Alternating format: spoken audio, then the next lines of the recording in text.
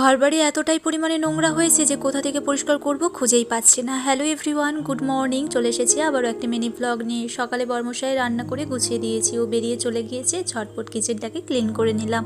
আর যেহেতু আজকে মিস্ত্রি লাগবে সেই জন্য কিন্তু সব জিনিসপত্র ঢুকে দিচ্ছি, কারণ প্রচণ্ড ধুলোবালি উঠবে, সেই জন্য কিন্তু আগে থেকে একটু প্রিপারেশান নিয়েই রাখছি আর কি। আর গাছগুলোকে একটু মুছে দিয়েছি, এমনিই তো কদিন কাজ বাজ হয়েছিল বলে সব নোংরা পড়েছে, তো আবার নোংরা হবে, তার আগে ভাবলাম একটু ক্লিন করে দিই। বিছানাটা ওদিকে গুছিয়ে নিয়ে ঘর বাড়ি পরিষ্কার করে নিচ্ছি আর কি। সকাল বিকেল আজকে যে কত যে ঘর বাড়ি পরিষ্কার করতে হয়েছে কি আর বলবো, কষ্টের কথা। এদিকে এই যে তারপরে কিন্তু স্নান করে আমার গোপলু সোনার কাছে চলে এসেছি, আর পুজোটাও ঝটপট দিয়ে দিচ্ছি। পুজো হয়ে গিয়েছে, তারপরে কিন্তু আমি সকালে টিফিনটা করে নেব।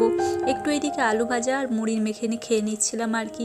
নিচে চলে এসেছি, ওইদিকে মিস্ত্রি কাজ করছে, আর দেখতেই পাচ্ছ নিচের অবস্থা আর কি হয়েছে। কিছু করার নেই, কারণ কাজ করতে হলে তো এরকম হবে। আসলে নিচের দেওয়ালগুলো থেকে তো ওই যে রঙগুলো সব তোলা হয়েছে, তো সেই জন্যই এত ধুলোবালি। আমার ওপরের অবস্থা দেখেছো, এই সব পরিষ্কার করতে যে আমার সন্ধে হয়ে গিয়েছে, সেই জন্য না আর সেইভাবে ভিডিও করতে পারিনি, কারণ সন্ধে নেমে যাচ্ছে, ঝটপট না ক্লিন করতে পারলেও ঠিক হবে না। সেই জন্য যাই হোক, এই যে একে একে আর কি সব পরিষ্কার করছি আর কি।